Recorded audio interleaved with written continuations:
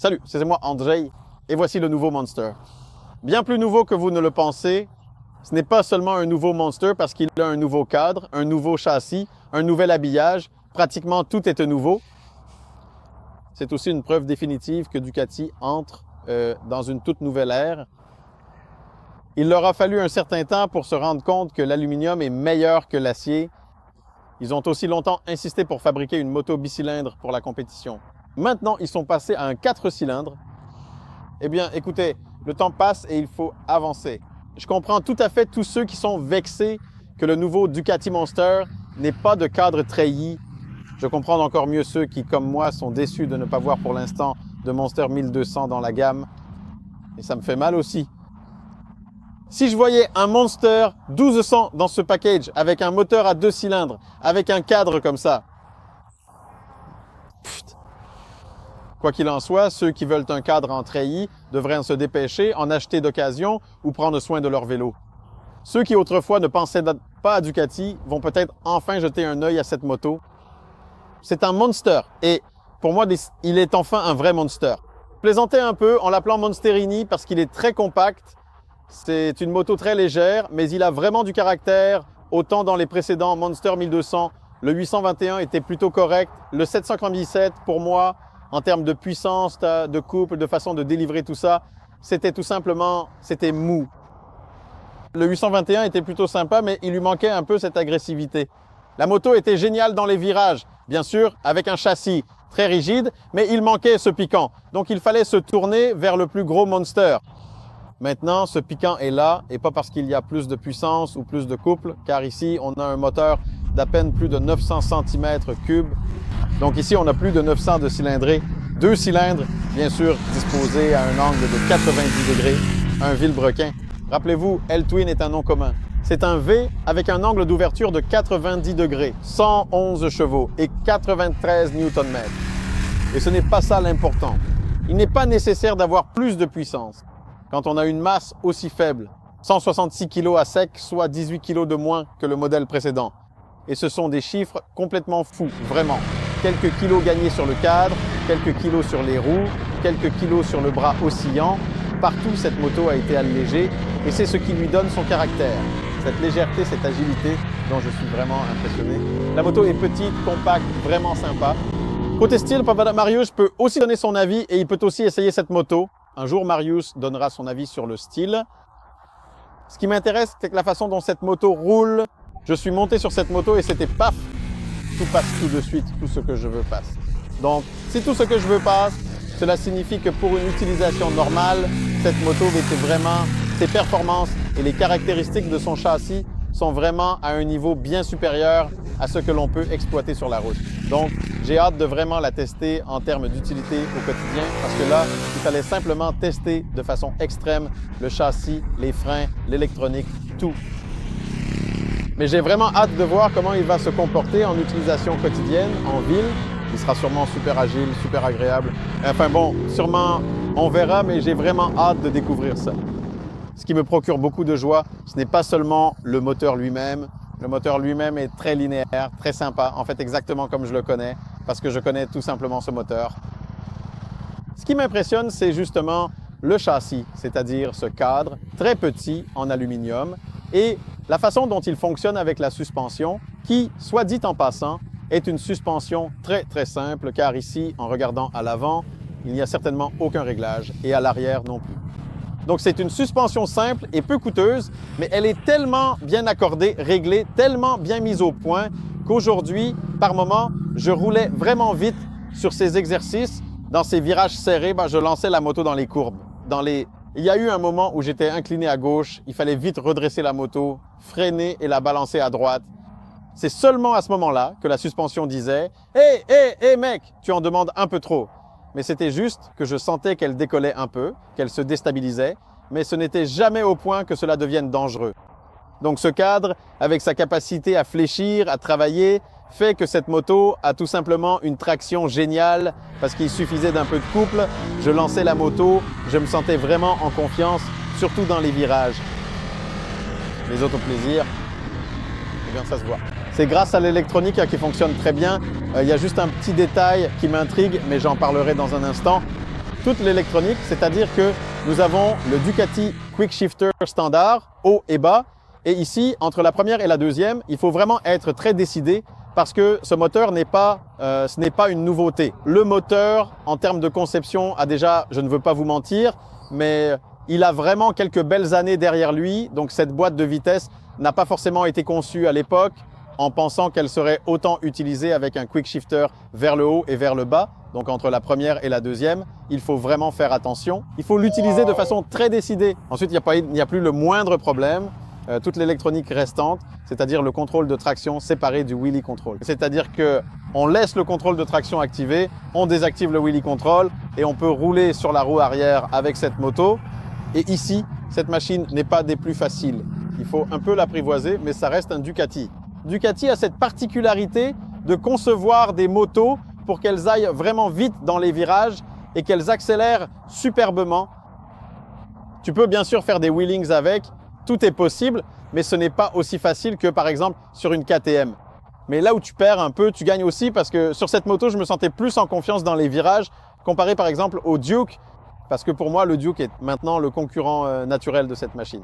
Donc c'est une moto pour les gens qui veulent parfois rouler de façon très agressive, très dynamique, mais qui en ville veulent une moto qui se comporte un peu comme une super moto, sans en être une véritablement. Regardez d'ailleurs à quel point cette moto a une garde au sol élevée. Ici, on peut tout simplement monter sur les trottoirs les plus hauts sans se poser de questions. La suspension est vraiment à la fois très souple et offre un bon soutien. Ce que je veux dire, c'est qu'elle fonctionne vraiment bien, donc on peut passer sur les nids de poules sans problème. Je pense même qu'on peut sauter d'un trottoir sans que cela pose le moindre souci. En ce qui concerne l'électronique, prenons par exemple l'ABS. L'ABS en virage, au niveau 2, au niveau 1, on a un ABS classique uniquement à l'avant et on peut bloquer l'arrière, donc entrer dans les virages en glissant. Vas-y autant que tu veux. À droite, à gauche. Soyez les bienvenus. Attendez, laissez Tomek atterrir. Je lui ai volé un peu d'essence pour la moto depuis l'hélicoptère.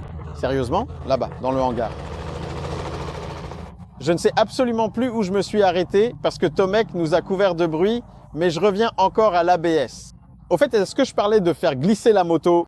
C'est là que l'embrayage anti-dribble entre tout de suite en jeu. Paf, paf, paf, les vitesses. Super sensation du frein avant et arrière sur cette moto. On désactive l'ABS à l'arrière et c'est parti. Si tu sais le faire, je t'invite à essayer. Si tu ne sais pas, franchement, avec cette moto, dans ce genre d'endroit, tu peux vraiment apprendre à le faire. Ce qui est important, c'est l'ABS avec l'option cornering. Je suis content d'avoir râlé au début parce que ce test, c'était comme ça. Ici, on a des plots. Là, on a ça. Vous voyez, des exercices comme ça. Et puis, je me suis dit, en fait, c'est cool parce que, par exemple, j'ai pu tester précisément l'ABS cornering et, en théorie, je savais qu'il aidait à éviter les obstacles en freinant. Mais là, j'ai vraiment pu le vérifier concrètement, un pour un. Et effectivement, c'est tangible. Tu freines fort et tu gardes toujours le contrôle de la moto. Tu peux l'incliner et tu sais que, même si tu l'inclines, il ne va pas décrocher. Peut-être qu'ici, lors de l'évitement, il n'y avait pas un angle aussi prononcé. Mais ensuite, j'ai fait exprès de rouler en cercle et j'essayais vraiment d'incliner profondément. Je freinais la moto en courbe et cet équipement accrochait. La plupart du temps, l'ABS n'a pas eu besoin d'intervenir. Quelquefois, j'ai vraiment appuyé plus fort sur l'ABS. J'ai senti qu'il s'est un peu déclenché et c'est une sensation vraiment incroyable, surtout pour rouler en ville. Plus tard, quand on roulait plus vite, j'ai désactivé l'ABS pour que l'arrière puisse travailler un peu plus fort et j'appuyais sur ce frein et à ce moment-là, c'est comme si le contrôle était à nouveau repris par le châssis. Donc, encore une fois, une très bonne sensation de l'avant. En freinant, tu sais exactement que l'avant accroche, tu penches la moto, tu entres dans le virage, tu tournes et tu ressors. Ce n'est pas que tout est parfait, car il faut se rappeler que plus la construction est souple, légère, fine, mieux elle adhère dans les virages. Mais il faut aussi se rappeler qu'elle peut être instable et, par exemple, on pouvait le sentir ici lorsque je faisais des tests de freinage d'urgence. J'appuyais fort sur le frein, l'ABS fonctionnait parfaitement. Là, je n'avais absolument pas peur de la force de freinage, mais la moto bougeait parce que l'arrière voulait se soulever, l'ABS relâchait et à ce moment-là, on sentait que tout ça se tordait et que la moto travaillait un peu. Donc, c'est aussi, par exemple, important que si vous avez déjà une telle moto, de l'essayer vous-même. Je ne parle même pas de tels endroits, mais je ne sais pas, un parking ou pas, simplement un endroit sûr et s'exercer plusieurs fois à un freinage d'urgence parce qu'il ne faut tout simplement pas s'en inquiéter. Il faut simplement tenir ce levier et sentir comment la moto réagit sous vous. En ce qui concerne la sensation des freins, en général, c'est aussi incroyable parce que c'est du Brembo. Je me souviens plus comment s'appellent les étriers, mais je crois que c'est M4. Enfin, quelque chose comme ça. Désolé, excusez-moi, ils ne sont plus vraiment d'actualité depuis un moment, mais j'ai ces étriers sur ma moto de piste personnelle et la puissance de freinage est bien supérieure à ce dont cette moto a besoin. Mais le plus important, c'est qu'on a une très bonne pompe de frein. Elle offre un ressenti incroyable. Donc, encore une fois, quand on pense à faire des figures sur la roue avant, cette moto... Ah, voilà. Super moto, tout simplement super moto. Un petit coup, et avec l'ABS en mode 1, un petit coup, et zou! Et tu t'envoles, tu t'envoles, tu t'envoles, tu t'envoles. Mais il faut se rappeler que c'est un V-twin. Quand je roulais vraiment longtemps sur la roue avant, le témoin de pression d'huile s'allumait ensuite. C'est simplement que l'huile s'écoule du carter, donc il faut en rajouter un peu plus. Et quand on repose la roue, il est important de ne pas accélérer tout de suite, mais de laisser la pression d'huile revenir. Donc pour moi, c'est une tuerie. Vous savez, je n'ai pas ce biais qui fait que si quelque chose porte un nom, alors ça doit forcément être quelque chose de précis. Tout de suite, il faut toujours que ce soit quelque chose exactement comme c'était avant ou que ce soit une continuité. Je comprends que les fans attendaient autre chose, mais c'est simplement une autre moto dans la gamme de nombreux constructeurs qui cassent les conventions et qui va attirer de nouveaux clients, même si cela ne satisfera peut-être pas vraiment les anciens. Moi, je suis content parce que c'est vraiment une moto très sympa à conduire et pour moi, ce sera un plaisir fou de prendre cette moto et d'autres roadsters du même niveau de prix parce que ces roadsters sont différents. Par exemple, la Yamaha MT-09 a un caractère totalement différent. Donc ici, on va plutôt se mesurer avec KTM. Mais sérieusement, j'ai vraiment hâte de prendre un panel de roadsters et de simplement les tester parce que ça va être un plaisir de dingue et le son est génial. Poum, poum, poum, poum, poum, poum, poum. C'est le bruit qu'il fait quand on le pousse un peu fort. Le contrôle de wheeling, bah, c'est cool. Si tu ne sais pas rouler sur la roue arrière, tu mets les gaz et hop, ça se fait tout seul et ainsi de suite. Non mais vraiment, à mon avis, ça vaut le coup de jeter un œil à cette machine. Surtout si tu n'es pas fan de Ducati, parce qu'elle a vraiment le caractère Ducati, mais elle se conduit comme un tout nouveau type de Ducati. D'ailleurs, comme les plus grosses, avec des cadres en aluminium, comme la Multistrada V4, comme la Panigale V4, sauf qu'ici, c'est un petit bijou urbain. Voilà, tout simplement.